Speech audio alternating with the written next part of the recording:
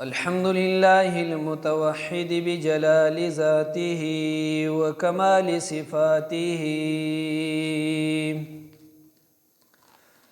المتقدس في نعوت الجبروت عن شوائب النقص وسماته،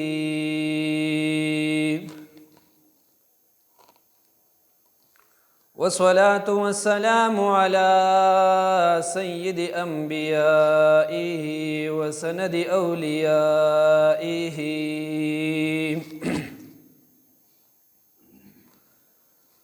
وعلى أحبابه الذين هم هداة طريق الحق وحماته.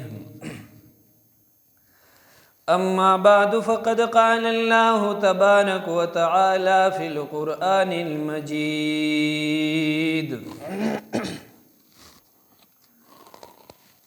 أعوذ بالله من الشيطان الرجيم، بسم الله الرحمن الرحيم.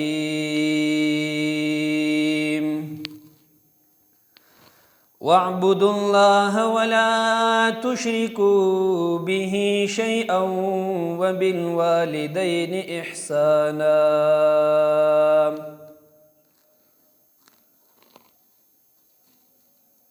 وقال رسول الله صلى الله عليه وآله وصحبه وسلم: إن الله حرم عليكم عقوق الأمهات ووأد البنات ومنع الوهات، وكره لكم ثلاثا قيل وقال: وكسرة السؤال وإضاعة المال. وأحسن منك لم تر قط عيني، وأجمل منك لم تلد النساء، خلقت مبرأ من كل عيب، كأنك قد خلقت كما تشاء. مولاي صل وسلم دائما أبدا على حبيبك خير الخلق كلهم، هو الحبيب الذي ترجى شفاعته لكل حول من الأحوال مقتحم. محمد سيد الكونين والثقلين والفريقين من عرب ومن عجم.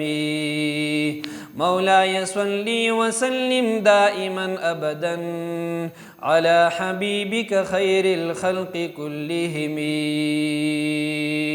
فإن من جودك الدنيا وضرتها، ومن علومك علم اللوح والقلم. مولاي صل وسلم دائما أبدا على حبيبك خير الخلق كلهم. جاءت لدعوته الأشجار ساجدة، تمشي إليه على ساق بلا قدم. مولاي صل وسلم دائما أبدا على حبيبك خير الخلق كلهم. إن الله وملائكته يصلون على النبي، يا أيها الذين آمنوا صلوا عليه وسلموا تسليما. اللهم صل على محمد وآله وعترته بعدد كل معلوم لك. اللهم صل على محمد وآله وعترته بعدد كل معلوم لك. الصلاة والسلام عليك يا رسول الله، وعلى آلك وأصحابك يا سيدي يا حبيب الله. د ډیر خوږ اسلام خوږو معززو قدرمندو سامعیني کرامو، رب ذوالجلال مو سره زما فدارینو د کامل ایمان ګټه نصیب کړی کا، او رب ذوالجلال مو سره زما فدارینو د ایمان د زوان نه په خپل زمان کې وساتلی کا. الله رب کریم دې ماته د حق وینا په صحیح طریقې سره د بیانولو پرې د عمل تاسو د اورېدلو د عمل کولو توفیق را نصیب کړی کی. اللہ رب کریم قرآن عظیم الشان کی سورۃ النساء کی ارشاد مبارک فرمائی وَاعْبُدُوا اللَّهَ وَلَا تُشْرِكُوا بِهِ شَيْئًا بندگی دا اللہ تعالیٰ کوئی څوک سره مشرک کوي وبالوالدین احسانا او د خپل مور او پلار سره ښکلی سلوک کوي نیکي ورسره کوي ښېګړه ورسره کوي بل ځای کې الله رب کریم فرمایي وقضى ربك الا تعبدوا الا اياه الله تعالی دا حکم کړی دی چې تاسو د بل چا بندگی مه کوئ مګر صرف د الله تعالی او دویم پسې الله تعالی فرمایي وبالوالدین احسانا د مور او پلار سره ښه سلوک کوئ د هغوی خیال ساتئ او دغه رنګې په بل ځای کې بیا قرآن کریم کې الله تعالی ارشاد فرمایي سورة لقمان کې انشکر لی ولوالدیک الی المصیر زما شکر ادا کا او ورپسې بیا دویم د خپل مور او پلار شکر ادا کا ما طرف ته د ټولو خلکو واپسی ده بیا الله رب کریم ارشاد فرمایي د مور او پلار متعلق فلا تقل لهما اف ولا تنهرهما خپل مور او پلار ته اف هم قدر مکوا او مد خپل مور او پلار رټا نو مور او پلار برټي هم نه او اف بوت هم قدر نه کوي چې مور او پلار د څه خبر وکي او هغه پتا منی بد ولګي نو هغه برداشت کوا او د هغوی خبره چې پتا بد ولګي نو اف بوت هم نه کوي دا هم حرام دي بیا الله رب کریم فرمای واخفض لهما جناح الذل دوی ته د ذلت او د رسوایی وزر ښکته کا ځان ورته ذلیله ګڼه ځان مور او پلار ته ملامته ګڼه وقل او داسې وایه رب ارحمهما کما ربیانې صغیرا خدای پاکه زما په دې مور او پلار باندې رحم وکړي لکه څنګه چې دوی زما تربیت په ماشوموالي کې کړی دی زما یې خیال ساتلی نو په قرآن کریم کې په ډیرو ځایونو کې الله رب کریم بچو ته دا حکم کړی دی چې دا خپل مور او پلار به خیال ساتئ علماء کرام دا خبر ذکر کوي وی درې شیزونه په قرآن کریم کې ذکر دي چې دا جوړه ذکر دي دویم شیزو سره ذکر دی نو که چا یو ومنو دویم چې دی نو هغه له پیدا نه ورکوي دویم یې ونه منلو یو یې ته ومنلو او یو یې ونه منلو په یو عمل وکړو په بل باندې عمل ونه کړو نو دا یو ولا فایده نه ورکوي یو دا الله رب کریم فرمایي اقیموا الصلاة وآتوا الزکات تاسو منځونه کوئ منځونه قایموئ او تاسو زکات ورکوئ نو چې یو سړی مونځ نه کوي نو دغه سړی چې زکات ورکوي نو غاړې پې ازادیږي خو ثواب پې ورته نه میلاویږي یا یو سړی زکات نه ورکوي او دې منځونه کوي نو غاړې پې خلاصیږي خو ثواب پې ورته نه میلاویږي لکه نور احادیث مبارکو کې راځي حضور علیه الصلاۃ والسلام مبارک ارشاد فرمایي چې کله یو انسان په ګیډه کې حرام وي د حرام خوراک وکړلو نو تر د 40 ورځو پورې د بیا منځ او دس نه قبلیږي نو سمانه د منځ او دس پنه کې په قلار باندې مسیټ ته کینی کټ ته بوخیږي جمع ده نه منځ او دس بکای کده مز قضا کو نو دای په ګناه د پاسه بل ګناه وکړه خو چې حرام خوړلې دي د هغې د وجې نه دی دا مز باندې چې ولا کم ثواب خدای تعالی ورکوي د هغې نه دی محرومه شو نور دا مز دا په ده باندې د خدای تعالی حق دی دا به دی خامخی په هر صورت کې ادا کوي نو دغه حدیث شریف کې چې دا خبر راغلی ده چې چا حرام وخوړه څلوېښت ورځې مونځ نه قبلیږي، معنی دا چې ثواب پې ورته نه میلاویږي. او د دې دا مقصد نه دی چې دی به مونځ نه کوي، که مونځ نه کوي نو نور هم ګناهګارېږي.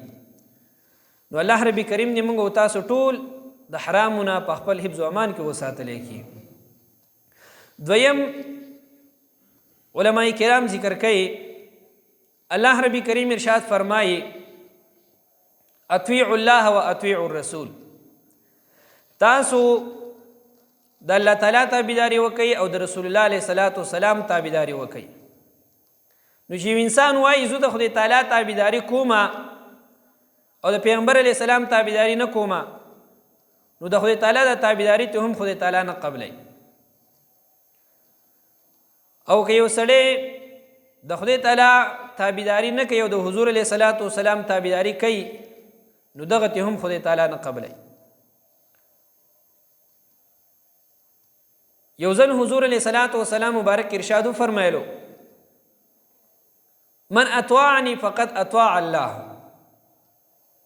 ومن عصانی فقد عصى الله، چا چې زما تابعداري وکړله نو د خدای تعالی تابعداري وکړله، او چا چې زما نافرماني وکړله نو د خدای تعالی نافرماني وکړله. نو منافقان وی نعوذ بالله وګوره وی ځان د خدای سره برابر کو او خپل تابعداري ته وای چې دا د خدای تابعداري ده او خپل نافرمانی ته وای چې دا د خدای نافرمانی ده. مقصد دا و چې حضور علیه السلام ته فرمایل کچا زما خبره ومنله نو دای د خدای تعالی خبره ومنله، او کچا زما خبره ونه منله نو دای د خدای تعالی خبره ونه منله. او دې منافقانو یو غوبل جوړ کو.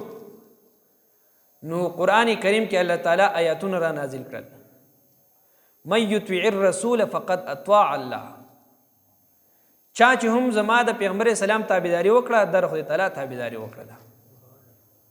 نو مقصد دا دی چې د نبی علیہ الصلوۃ والسلام تابعداري کول دا د خدای تعالی تابعداري ده، خو په شرط د دې باندې چې دی به بالکلیه طور باندې د حضور علیه الصلوۃ والسلام تابعداري کوي.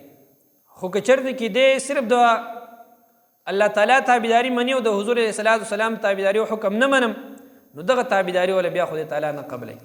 ځکه قرآن کې الله تعالی فرمایلی قل هو الله احد، اے نبی علیہ السلام تو ته ووایه چې الله یو دی. نو علما فرمایي دلته کې په دې صورت کې د الله تعالی توحید ذکر دی، د الله تعالی یووالی او لویي پکې ذکر ده.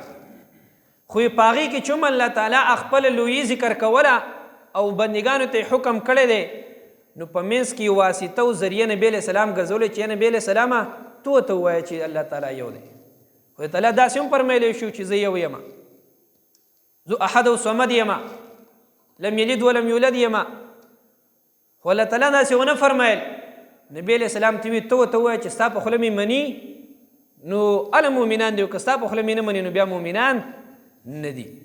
نو عرض مې دا کو نن سبا ډېر خلک داسې راوتل او دوی وایي مونږ قرآن منو وایي حدیث نعوذ بالله نه منو. نو د دغه خلکو د دین سره ورسره تعلق نشته، دا خبرې ټولې په خپل ذهنونو کې کېده. وایي حضور علیه الصلوۃ والسلام ارشاد مبارک فرمایي چې په آخر زمانه کې به داسې خلک راوځي چې په خپل مسند باندې بناس وي، په خپل کرسۍ په ځای د درس باندې بناس وي، او خلکو ته به وایي چې یاره مونږ صرف د خدای قرآن منو، چې الله څه حرام ګرځولي مونږ هغې ته حرام وایو، او چې څه حلال ګرځولي دي هغې ته مونږ حلال وایو. خو حضور علیه الصلوۃ والسلام مبارک فرمایي الا خبر شي خلکو ما هم دشي ارسه حرام ګرځولي دي لکه څنګه چې الله تعالی حرام ګرځولي دي، او ما هم ستاسو دپاره ارسه داسې حلال ګرځولي لکه څنګه چې الله تعالی حلال ګرځولي دي. او دا قرآن کریم آیاتونه مبارکه دي وما ينطق عن الهوا ان هو الا وحی یوحى. نبی علیہ الصلوۃ والسلام د ځان نه خبرې نه کوي، دا ورته وحی کیږي، او هغه وحی خبرې چې دی نو حضور علیه السلام خلکو ته کوي. نو دغه وحی یو ته جلی ویلی کیږي، یو ته خفي ویلی کیږي، مطلوع او غیر مطلوع ته هم ویلی کیږي. نو جلی مطلوع د دې نه مراد قرآن کریم دی، دا هم د خدای تعالی کلام دی. او وحی خفي چې کومه ده یا غیر مطلوع نو دا د نبی علیہ الصلوۃ والسلام احادیث مبارک دي. نو قرآن کریم موږ او تاسو خدای تعالی را لیږلی دی، په دې کې د دنیا علوم پراته دي، څومره موجودات چې دي د دې تمام موجوداتو تر قیامته پورې څه موجودیږي د دې ټولو علم په دې قرآن کریم کې موجود دی، خو هر سړی په هغې باندې نه پوهیږي.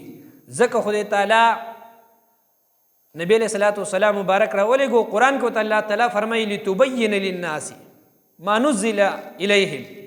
ای نبی علیہ الصلوۃ والسلام ما تورې خلکو ته لیږلی چې دا کم قرآن کریم په تا نازل کړی شوی دی، د دې تو خلکو ته بیان وکړي، وضاحت وکړي په احادیث سره.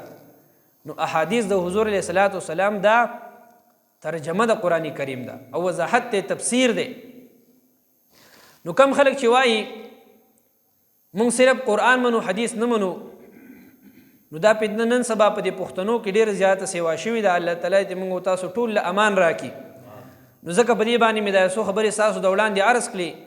بله خبره ده چې دوی وایي موږ احادیث نه منو، دنه تپوس وکړه ورته وی دا قرآن د الله تعالی کتاب دی، په دې څه دلیل دی؟ دا خو موږ ته پیغمبر علیه الصلوۃ والسلام خو ویلي دي، او ته وایې چې نه زه د پیغمبر علیه السلام خبره نه منم، نو بیا څنګه وایي چې یاره قرآن د الله کتاب دی؟ تا ته خو خدای تعالی نه دی ویلي، نه تا ته جبریل علیه الصلوۃ والسلام راغلی دی. نو عرض مې دا کولو چې کم خلک هم دغه دعوی کې د آخر وخت دی او فتنهګر خلک به ډېر زیات راوځي. کامیاب خلک هغه دي، حضور علیه الصلوۃ والسلام فرمایل صحابه کرامو ته چې په آخر زمانه کې چې څوک علم حاصل کی نو دا ول د عمل نه ډېر بهتر دی. او تاسو په دې زمانه کې چې په دې زمانه کې تاسو عمل کوئ نو دا ډېر بهتر دی د علم حاصلولو نه. او حضور علیه السلام به فرمایل چې په آخر زمانه کې به کامیاب مومن هغه وي چې د ګډې بیزي ځانه واخلي او چرته بر په بانډو کې په غرونو کې اوسیږي او د خلکو خاریې ته نه راکوزیږي، نو دی به د عذابونو او د فتنو نه غلط عقایدو نه بچ پاتې شي. او که دغه نو فتنې به ډېرې زیاتې خورې شوي په خلکو کې. سهار به خلک مسلمانان وي، ماښام له به کافر شوي، ماښام به کافر وي او سهار به مسلمانان شوي وي. رب ذوالجلال موږ او تاسو ټول دغه فتنو نه په خپل زمان کې وساتلی کړي. نو عرض مې دا کوو چې الله تعالی فرمایي اطیعوا الله و اطیعوا الرسول، تاسو د الله تعالی تابعداري وکئ او د رسول الله علیه الصلوۃ والسلام تابعداري وکئ. نو د رسول الله علیه الصلوۃ والسلام تابعداري دا ورسره هم لازمه ده. بل قرآن کریم کې الله تعالی فرمایي ان اشکر لی ولوالدیک، ای بنده د ټول ناول زما شکر ادا کا چې ما پیدا کړی، ما دله ژوند درکو او دنیا ته مې را لیږلی، صحت مې در کړی دی، روغ بدن مې در کړی دی، ځواني مې در کړې ده، ژوند مې در کړی دی، نو زما شکر ادا کا.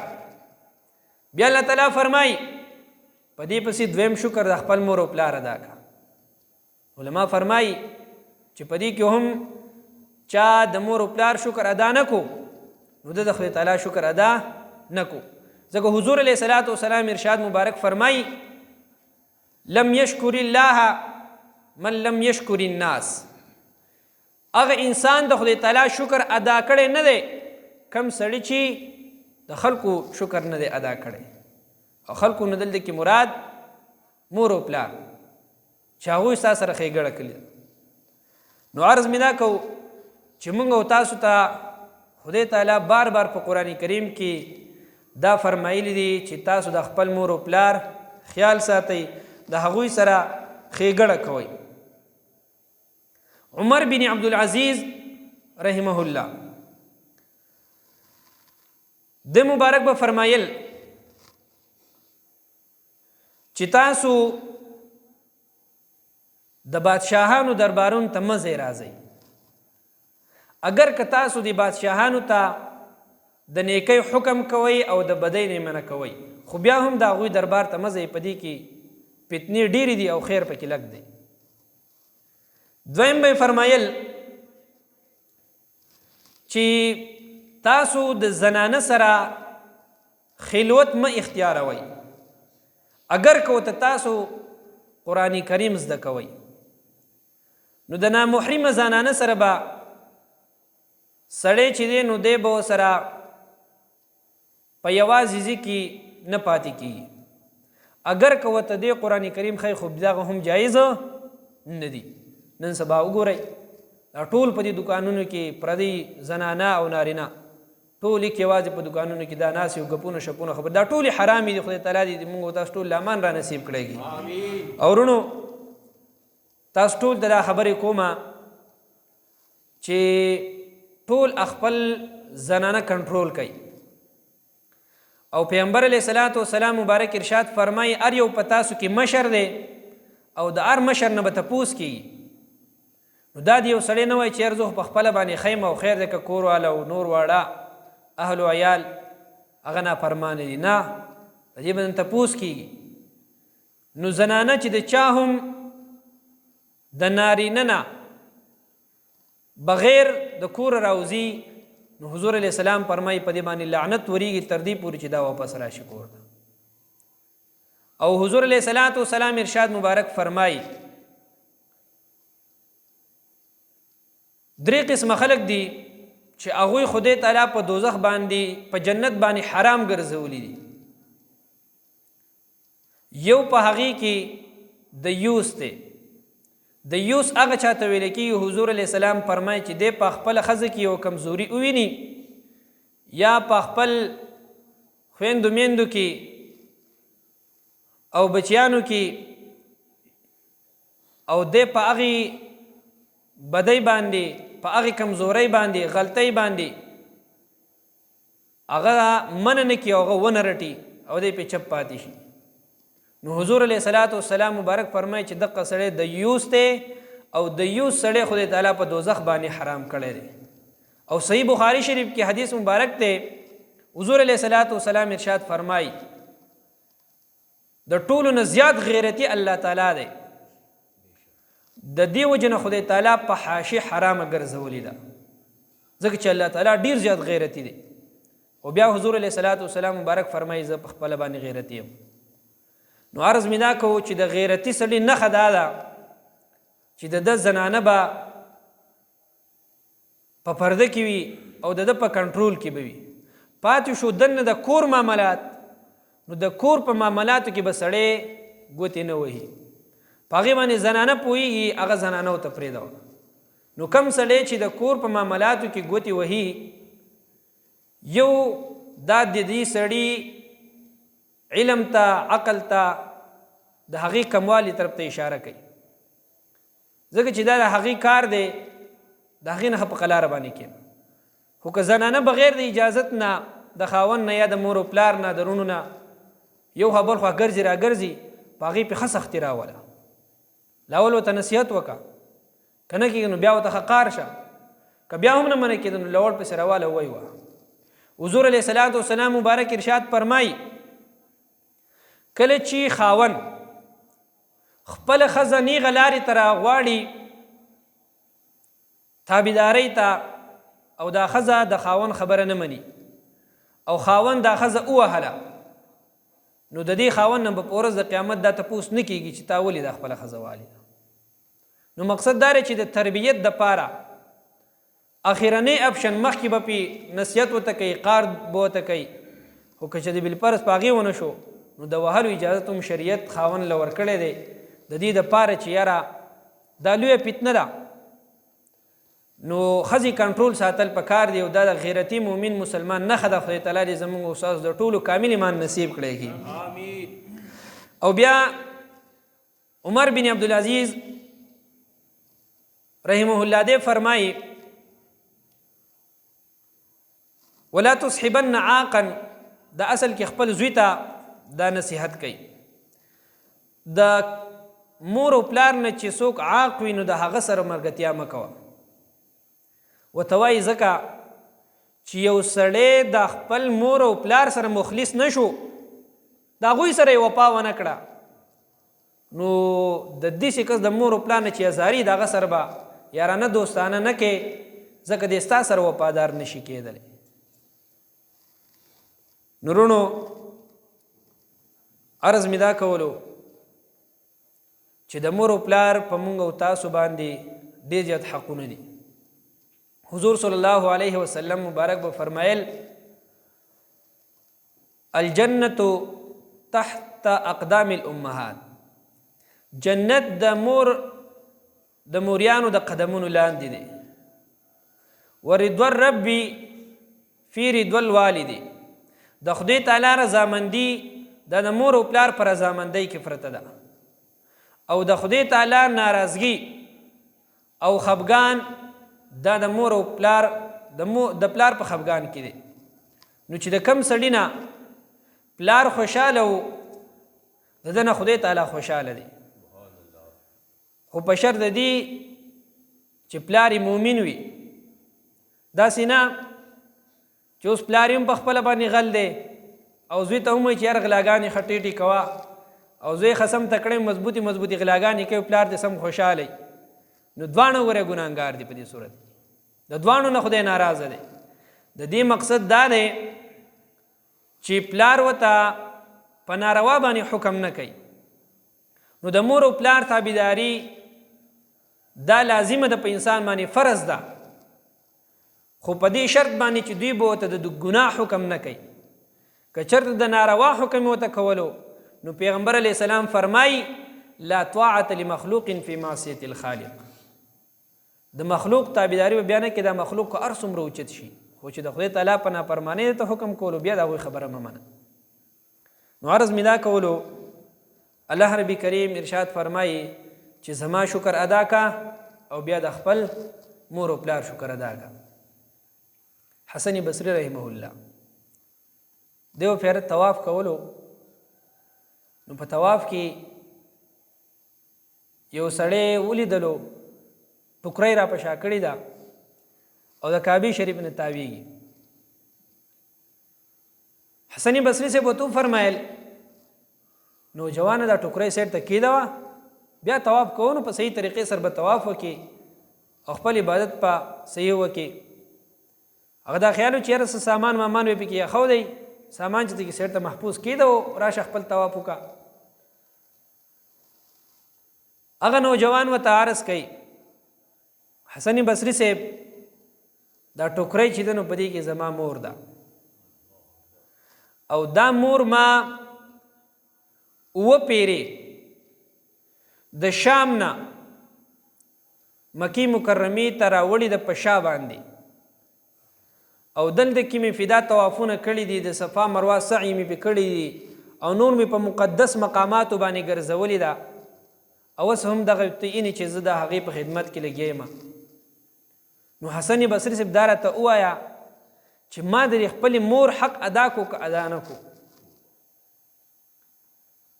ما د دې شکر ادا کو که ادا نه کو.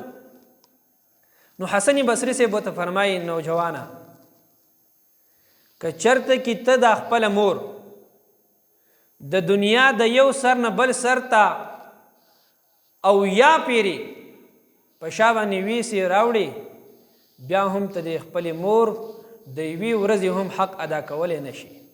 دومره په تا باندې د مور حق دی. او هغه حقونه چې مور ماشوم ګرځوي په ګېډه باندې په غېږه کې دا ډېر زیات ګران وي، خو خدای تعالی د مور زړه چې دی نو په دغې ماشوم باندې مهربانه ګرځولی وي او د دې ماشوم خیال ساتي. نو ځکه خدای تعالی فرمایي چې ستا سره مور دونه مینه کړې ده، نو تاله هم پکار دی چې د مور او پلار سره مینه وکړي، د هغوی نه زار قربان شي او د هغوی نافرمانی ونه کړي. او چا چې هم د مور او پلار نافرمانی کړې ده نو علما کرام فرمایي چې دغه انسان چرته کې د ښې ورځې خاوند شوی نه دی. حضور علیه الصلاة والسلام مبارک په دور کې یو سړی و حارث نوم رضی الله تعالی عنه. دا حارث بیمار شو. حضور علیه السلام وی دی تپوس لی لاړ شو، صحابه کرامو سره شو تپوس لاړه. حارث رضی الله تعالی عنہ خواته چې کله ورغی نو د هغه ځن کدن شروع. حضور علیه الصلاۃ والسلام مبارک وته کلمه د شهادت وی، خو هغه چې بسنګ کلمه د شهادت ته ځان جوړولو نو واپس به خپل بندیدله او کلمه نه وی. حضور علیه الصلاۃ والسلام مبارک ته تفوس کوي کلمه وایه کنه حارثه کلمه ولی نه وای؟ نو د هغه خفشو او حضور علیه الصلاۃ والسلام تارس کې قربان زو کلمه وایم خو مخې ته مې د اور یو غر غونته کې دی او چې زه څنګه کلمې ته ځان جوړوم نو هغه را باندې راځي او کلمې ته مې نه پرېږدي. حضور علیه الصلاۃ والسلام مبارک ورته فرمیل چې تا نه څه خطا شوې ده؟ نو هغه ورته عرض وکړو د الله حبیبه مور مې د هغه رانه خفه ده، خبرې را سر نه کوي. نو په دې کې حضور علیه الصلاۃ والسلام مبارک وی د حارث مور راولئ. په دې کې چې کله د هغه مور راغله هغه ورته وایي د خپل زوی ته معافي وکړه. حضور علیه الصلاۃ والسلام ورته فرمایي هغه وی د الله حبیبه زوی ډېره خفه کړې یم وړه مې نه غواړي چې زه درته معافي وکړم. حضور علیه الصلاۃ والسلام مبارک ورته فرمایي که یو طرف ته اور بلیږي او ستا دا زوی دغې اور ته ورغورځېږي او دې تا ته چغې وباسي چې مور یا مې ماف که او یا به دې اور ته ورغورځېږم، نو ته به یې ماف کړې که نه؟ نو دې مور یې وی چې د الله حبیب ولې نه زه به یې ماف کړمه؟ حضور علیه السلام ورته وفرمایي که ته یې نه ماف کړې نو دی هم دقه شانتې اور ته روان دی. بیا یې هغه مور ورته وی د الله حبیبه چې خبره داسې ده نو زما بچی دی چې ما ته یې څونه هم نافرمانیان یې زما کړې ټولې مو ورته معاف کړي دي او ما بخلی دی. نو چې کله ورته هغه مور معافي وکړله او حضور علیه السلام ورته بیا کلمه د شهادت ووي نو حارث رضی کلمه د شهادت ووي او د دنیا نه تشریف یوړو. نو عرض مې دا که ورونو چې د مور او پلار په موږ او تاسو باندې ډېر لوی لوی حقونه دي او د مور او پلار ډېر لوی برکات دي او دا برکات د دې نه به ډېر کمبخته انسان محرومه پاتې کېږي، خدای تعالی دې موږ او تاسو ټول د دغې برکاتو نه محرومه پاتې نه کړی کېږي. نو د چا چې هم مور او پلار ژوندي دي نو کوشش کوئ چې د مور او پلار چې مړه شوي وي یو انسان داسې دی چې هغه په ژوند کې د مور او پلار خیال ساتلی وي او وفات شي او د هغې نه پس هم د مور او پلار قبر له ځي راځي، دا د ټولو نه اعلی مرتبه ده چې یار د خپل مور او پلار سره ډېر احسان وکړو. یو انسان داسې دی چې یاره په ژوند کې ته مور او پلار خپول او بې مور او پلار د دنیا نه تللی دی، دی ژوندی دی. نو حضور علیه الصلاۃ والسلام ارشاد مبارک فرمایي که دغه سړی دا غواړي چې یاره زما نه دي زما مور او پلار خوشحاله کړی شي، دی د هرې جمعې په ورځ باندې د خپل مور او پلار قبر له ځي، هغوی ته د دعاګانې کوي، استغفار او بخښنه دې وله غواړي او تلاوت دې کوي، ذکر اذکار دې کوي، د هغې ثوابونه دې هغوی ته بخي. نو دغه انسان نه اگر که د مور او پلار نه عاق وي خو خدای تعالی به یې د ده قتلو په برکت باندې د مور او پلار تابعدار ولیکلی کي. نو دا د هغه انسان دپاره که چې کوم انسان مور او پلار وفات شوي. او حضور علیه الصلاۃ والسلام مبارک ارشاد فرمایي چې کله یو انسان مور او پلار وفات شي نو پس د وفات نه هم په دې بچي باندې د مور او پلار حقونه شته دی. داسې نه چې بس صرف د وفات سره د هغې حقونه ختم شو.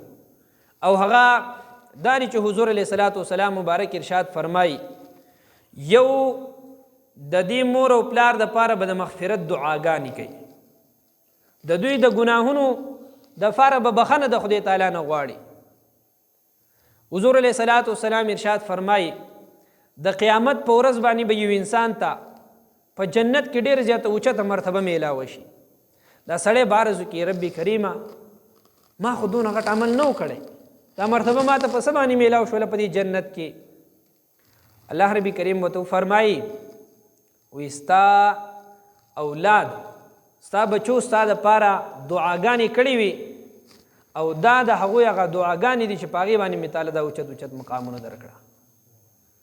نو دغه مور و پلار چې دی پس د وفات نه د بچو نه بیا ډېر خوشحالېږي او دا زموږ عقیده و ایمان دی. حضور علیه السلام فرمایي چې تاسو خپل مور و پلار ته په هغوی پسې په مړو پسې صدقې کوئ او دغه صدقې دعاګانې د هغوی ته رسیږي، خدای تعالی پې د هغوی ګناهونه معاف کوي. نو د مور و پلار یو حق پس د مرګ نه دا دی چې دی به د مور و پلار دپاره د مغفرت دعاګانې کوي. بل د مور و پلار حق دا دی پس د مرګ نه چې د مور و پلار څومره تعلقداران دي، رشته داران دي، نو دی به د هغوی سره تعلق ساتي.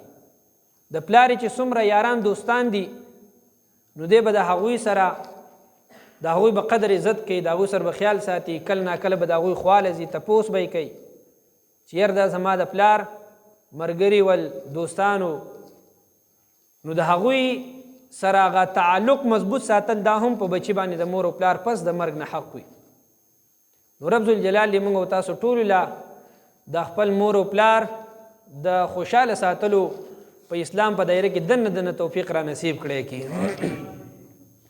یو صحابي راغی او حضور علیه الصلاۃ والسلام مبارک ته عرض کوي، حضور مال اجازت را کې زما جهاد لا. حضور علیه الصلاۃ والسلام مبارک ته فرمایل وستا مور او پلار ژوندي دي؟ نو هغه صحابي ورته عرض وکړو د الله حبیب او زما مور او پلار ژوندي دي. حضور علیه الصلاۃ والسلام مبارک ته فرمایل ویلا شو د خپل مور او پلار خیال ساته ستا لپاره دغه جهاد دی. ورونو د مور او پلار خیال ساتل دا هم آسان کار نه دی. یو جهاد غواړي مجاهده او صبرناک انسان چې دی نو هغه له خدای تعالی دغه توفیق ورکوي. د صبر توفیق له خدای تعالی چې چاله ورکړی وي هغه دغه خیال ساتلی شي. او چې کله هم د انسان نه د مور و پلار متعلق نافرمانی شوي نو په کار دا دی چې یاره دی په هغې موقع باندې د مور و پلار نه معافي وغواړي او په دې باندې دی ځان بدې نه ښکاره کوي.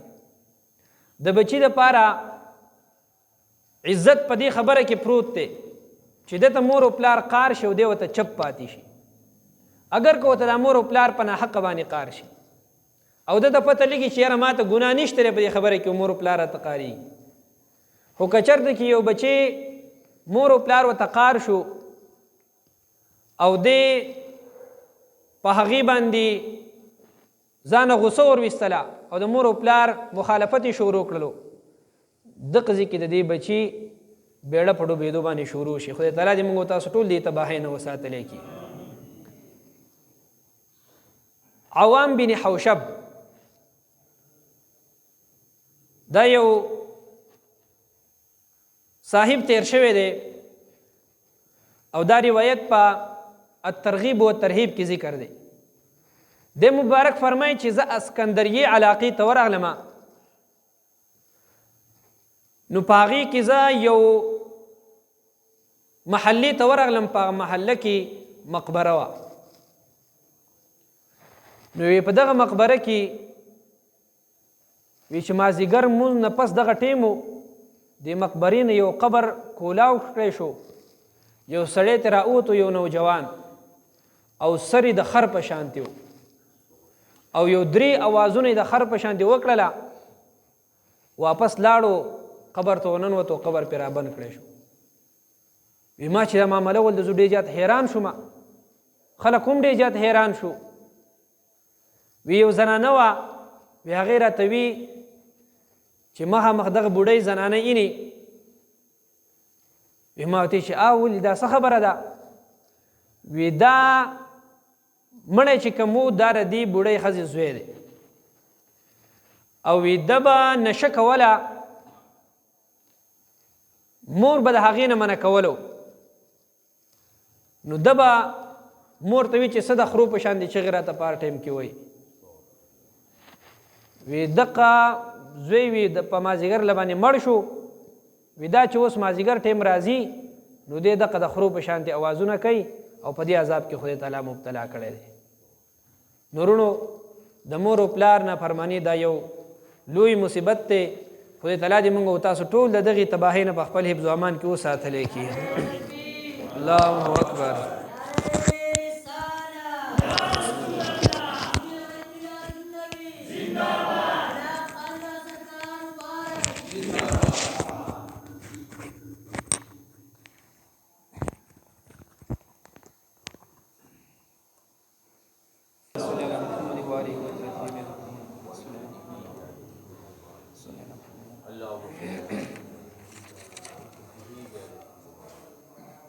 حضور صلی الله علیه وسلم